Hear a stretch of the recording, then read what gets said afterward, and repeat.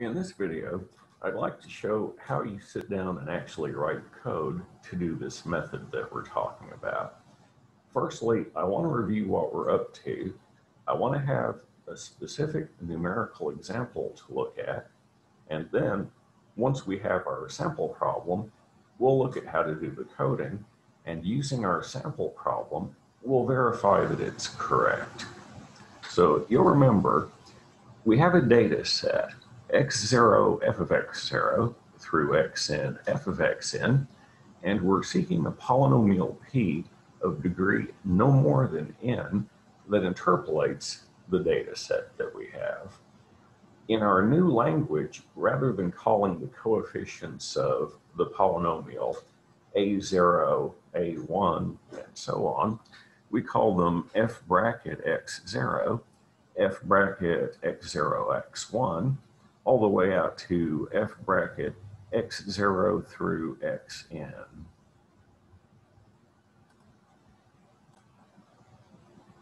These bracket quantities are called the divided differences. The divided differences based on a single x number is just the function value that goes with that x number. This would be the polynomial of degree 0 that interpolates just at that one particular x.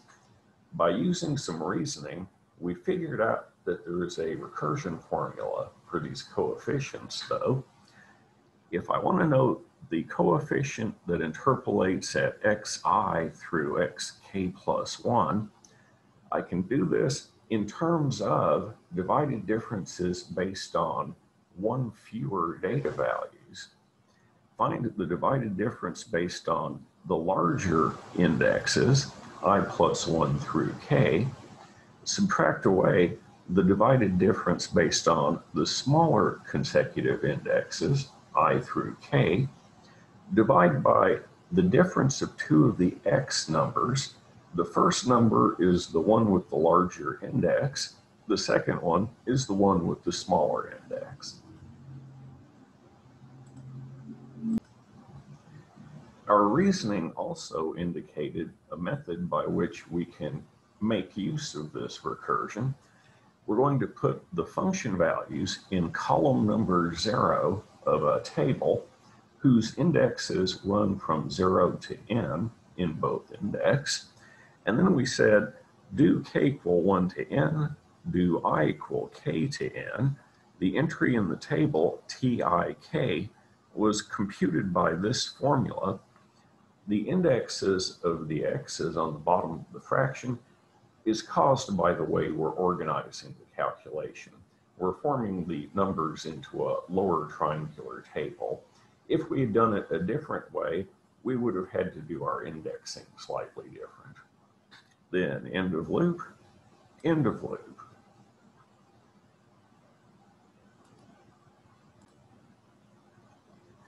So these numbers are just function values. This number is going to be calculated using our recursion formula, making use of these two values. This number will calculate using these two values. This one will be found by using these two values and the appropriate x's in the denominator of the fraction. Once we've done that, we use these two values to find that one, these two to find that one, and these two to find the one that I forgot to write down. Then lastly, we use these two values to find this one, and we will have calculated all of the relevant divided differences.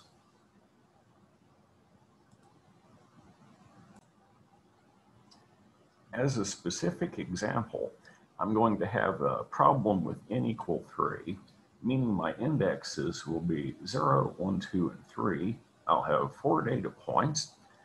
I picked x1, x0, x2, and x3 to be these values. I made up corresponding function values to go with them. These are the divided differences based on single points. And I have to calculate the divided differences based on 2 points.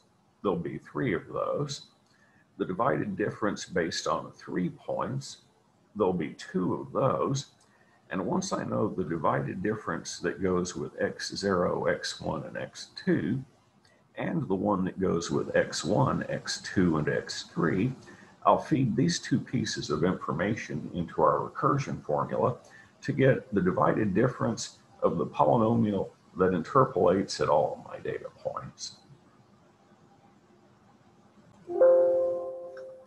Having said all of that, it's easier to actually do it than to say it. So calculating the divided difference based on x0 and x1 is you do 2 subtractions and a division. We know what f bracket x1 and x2 are. We know x1 and x0. Oh, pardon me. F bracket x1 and f bracket x0, that is. We know all of these numbers. Do the calculation. The divided difference of the polynomial that interpolates at x0 and x1 is -1. Do exactly the same kind of calculation for f bracket x1, x2, and after you've done the arithmetic, it turns out to be 1.6 repeating. The one that goes with x2 and x3 is exactly the same pattern as the other 2 were, so it's just a matter of arithmetic to find out that that one's -1.5. My table now looks like this. These pieces of information were my data information, and we calculated all of these things. By using these 2 numbers, I should be able to get the divided difference based on x0, x1, and x2. Using these 2 pieces of information, I should be able to get the divided difference based on x1, x2, and x3.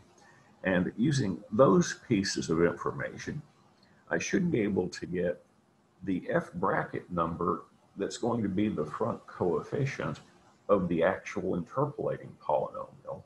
It will interpolate at x0, x1, x2, and x3. Proceeding in the same way, I'm going to calculate the divided difference that goes with x0, x1, and x2. This time, I don't have just 2 indexes in the thing I'm trying to calculate. I have 3 of them. I'm looking at consecutive indexes, and I want to think about the ones that are as big as possible. That would be the 1 and the 2.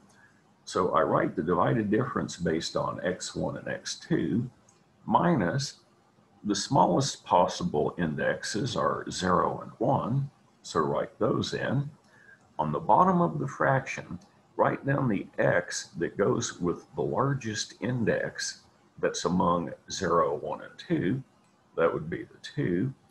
Subtract away the x that goes with the smallest possible index in the current mix. That would be 0. So on the bottom of my fraction, I'll have x2 minus x0.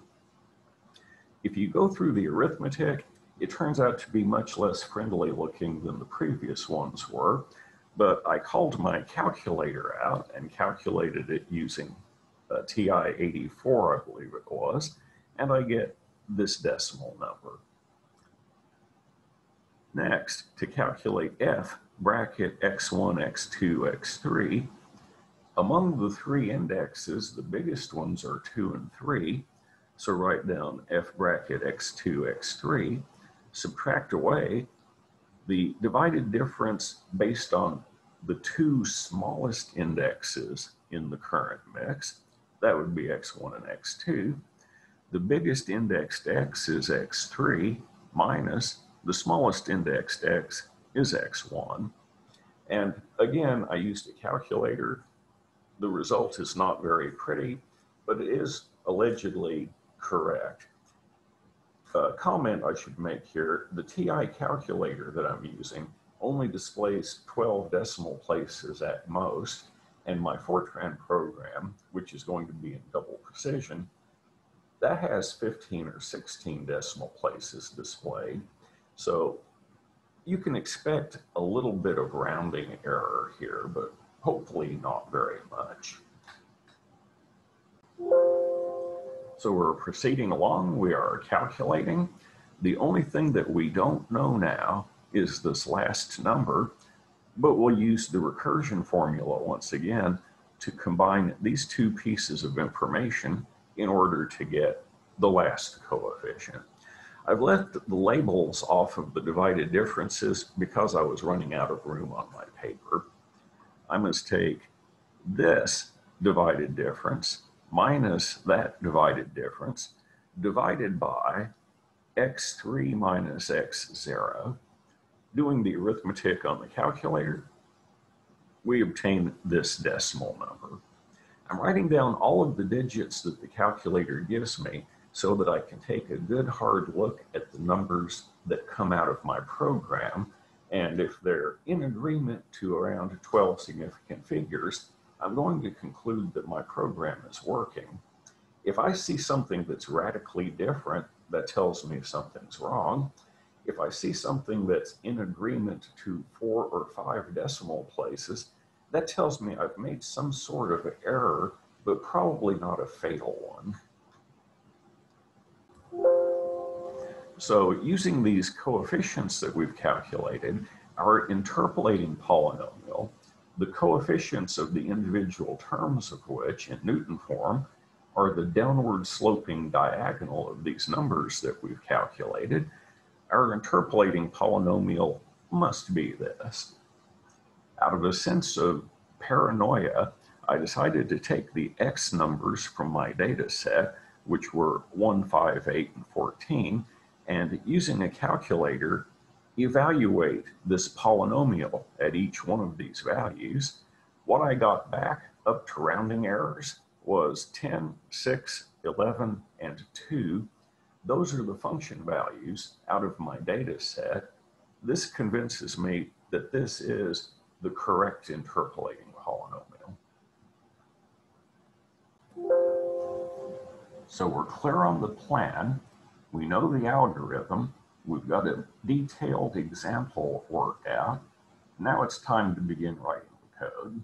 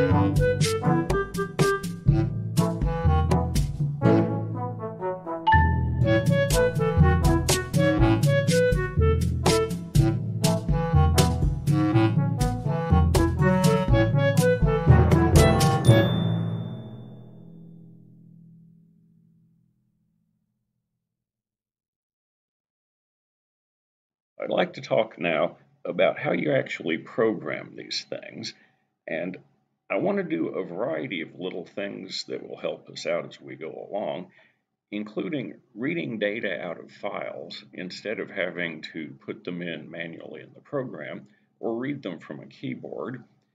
So I want to be able to have a data file. I want this data file to be named whatever I want to name it and be located any place on my computer that my account has write access to. So my account is DRG on this computer. It's located in C:\users\DRG. I want to make a folder or a directory within my account, which is where I'm going to put the input and output of my program. You can do this either from the file manager or from the command line, whichever one you like better.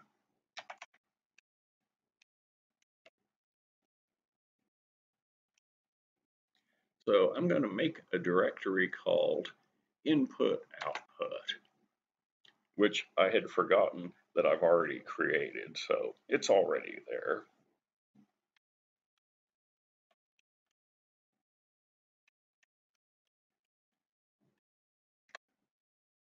Inside of that directory, though, there's nothing. What I want to do is create a data file that contains the problem that we solved by hand previously.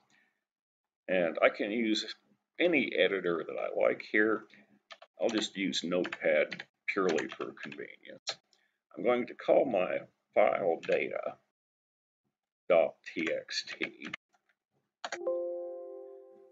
I'm told that the file doesn't exist and would I like to create it, which naturally I do.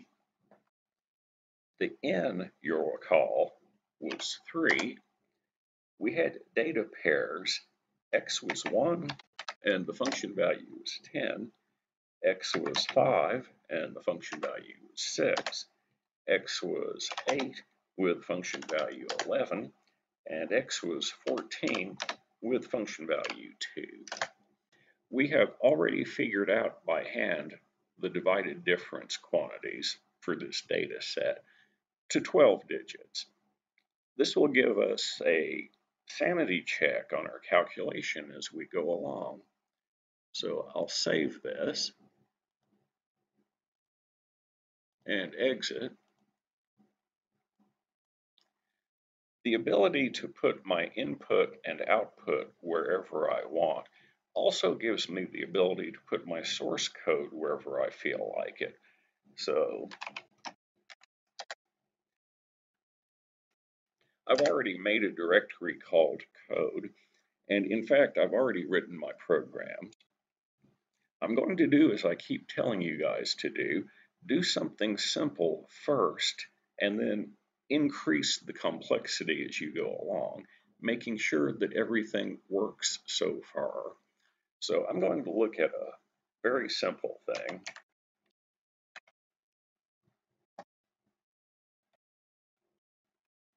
I've already created this file. This program does the following thing. It states implicit none, which you should always do. It tells the program there's going to be 2 integers running around, n and I. I'm going to have some one-dimensional arrays. I'm going to have xv, fv, and a. These are going to be one-dimensional arrays with indexes that run from 0 to n. The xv and the fv will hold our data set, and eventually the a will contain the coefficients of the Newton form. We're going to have some trickery now. This line, I'm going to open a file, but I'm going to tell it exactly where the file is. It's in c:\users\usr_drg\input_output/ and then the actual name of the file is data.txt. The status is old because the file is already going to exist and is going to be read from instead of written to. From that file, I'm going to read the size of the problem and allocate my 3 arrays to have indexes that go from 0 up to whatever the n value was. I'm going to output the value of n to the screen so I can make sure that it's correct. Notice that I don't do print star comma n. I do the other form, write star comma star n. I've got a reason for doing it that way instead of with print star. We'll talk about that later. Then I'm going to go around in a loop, and every time I have an index I, I'm going to read a pair of numbers out of my file. One of them is going to be the x value, and the other the function value for that particular data point. I'm going to output that to the screen so that I can make sure that it's correct. Then I'm going to close my file, deallocate my memory, and that's the end of program 0. Hopefully, by this stage of the game, there's very little mystery about what this is doing.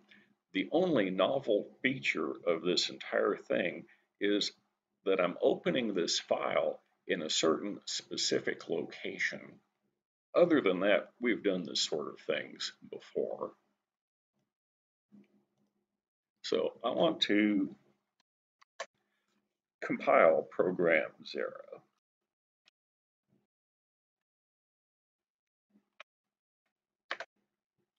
No obvious syntax errors.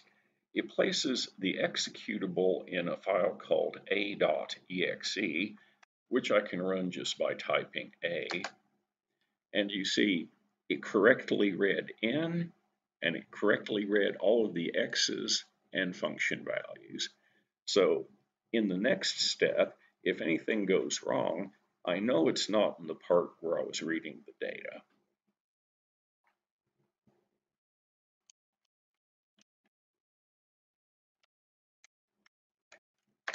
The next version is called 1 because that's the next thing after 0. Declarations, open the file, read the data, print it out. This time, I printed it out in its own loop outside. I thought it looked a little nicer. I'm going to have a subroutine called compute DD, divided differences. Now, to compute the divided differences, I need to know quite a few things, but at the moment, just to keep things simple, I'm just going to send it the size of the problem and the storage that I've set aside for the coefficients of the polynomial. After it comes back from computing the divided difference, it's going to print them out. It's going to deallocate the memory, and that's the end of the program. So you see, this is very little different from the one we had before. As to the subroutine compute DD, it does nothing at the moment. I do declare my integer n to be intent n so that the subroutine can't accidentally change it. I do declare a to be real kind equals 8. On Silverfrost, it would be kind equals 2. The a will have indexes that go from 0 to n. I don't want to declare that to be intent n though, because I do want to be able to change the values of a. At the moment, I'm not actually calculating anything in this subroutine. I'm just going to set all the numbers in a to 0 and go back where I came from. I'm not concerned about the numerical method yet. I'm just wanting to keep making sure that I'm not making syntax errors or typos or things.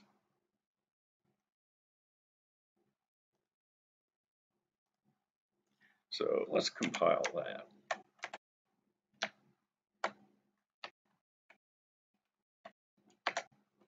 No errors to speak of. Run. I get the same output that I had before, except it's printing out what compute DD stored into the A array as well. And those are all zeros because we're proceeding cautiously.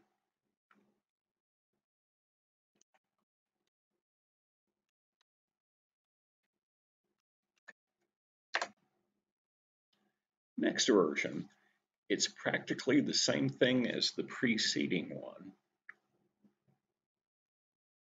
except now I'm thinking about what subroutine compute DD is actually going to need. As we said, it's going to need to know about n and a, certainly, but it also needs to know the data set. So I have to send it xv and fv as well. Down here in my subroutine, real kind equals 8, intent n, xv 0 to n, fv 0 to n. The reason I say intent n, xv and fv hold our data set, and I don't want the subroutine to be able to alter those values.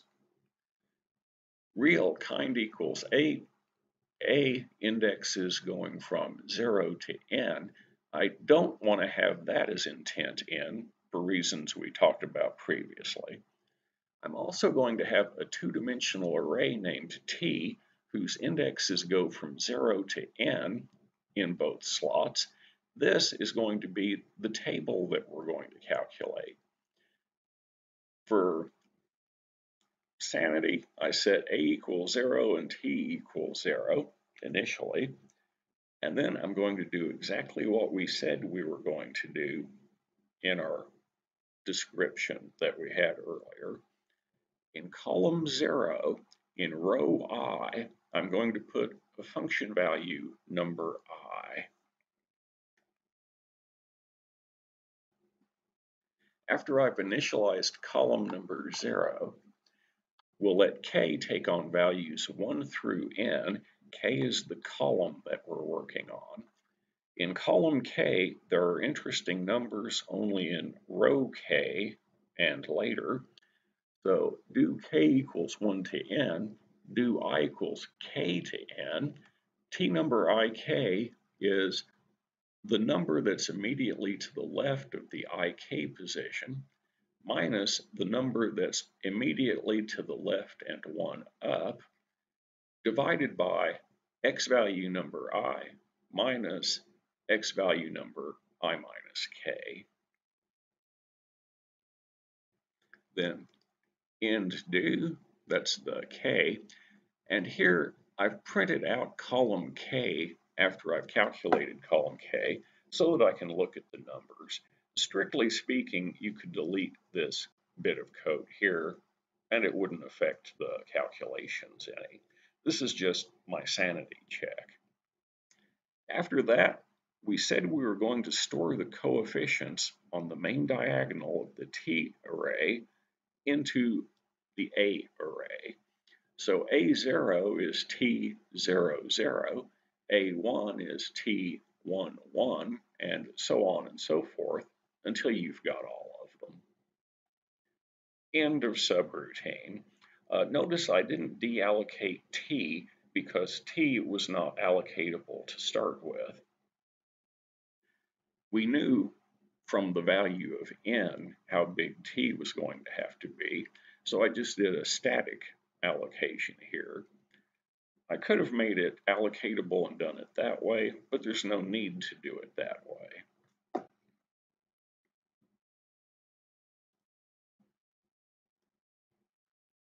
So let's compile that.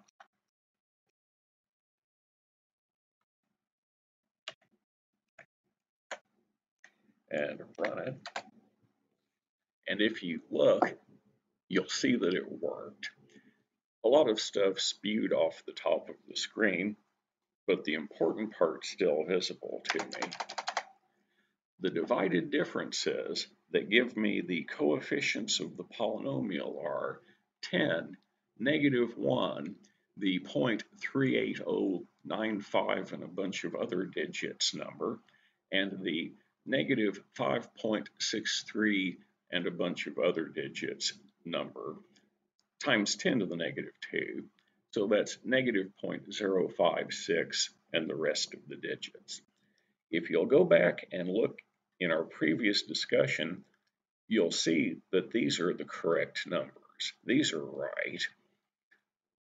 This makes me have good confidence that my code is working as it should be working. I did make one last version of this, though.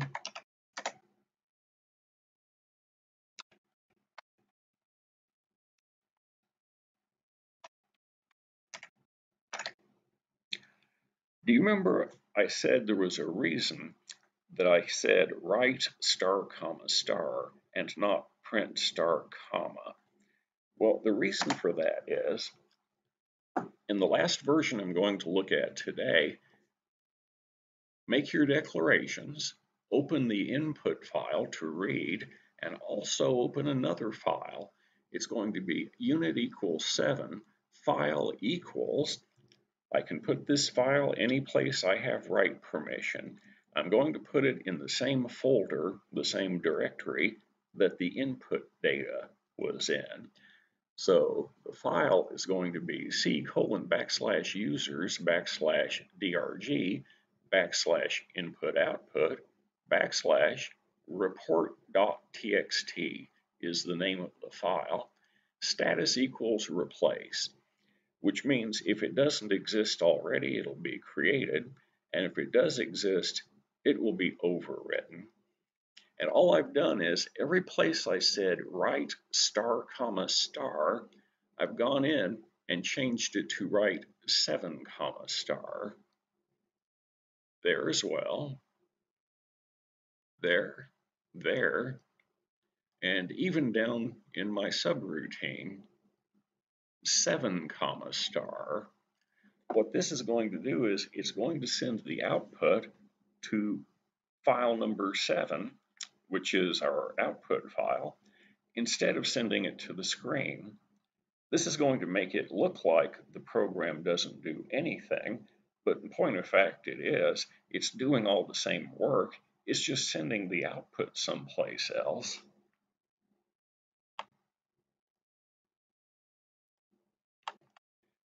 So let's compile.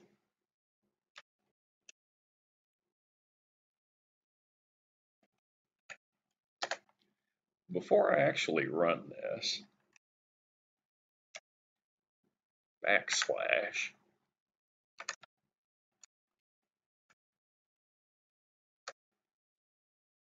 in the input-output directory, there's one file, data.txt, and it has 28 bytes of information in it. I'm going to run my program, which, as I said, apparently did nothing. And I'm going to see what's in that directory. Not only is my data file there, report.txt is there also. So my program has created that file. Let's go see what's in that file. I'm not going to do a directory. I'm going to edit it. The name of it is report.txt. And you can see that everything that used to go to the screen has gone into this file instead. This is a really good thing to know how to do, because if you're writing up your work as a document, if you have put your output into a file, you can copy and paste chunks of it or even all of it into your document and make it look exactly the way it looked when it came out of the computer. Anyway, we now know how to do the following. We know how to do the computation of the Newton divided differences. This gives us the coefficients of the interpolating polynomial. The only thing we really haven't talked about is how you evaluate the interpolating polynomial in a reasonably efficient manner. I'm going to save that for the next talk. I hope everybody's doing well. I'll talk to you again real soon.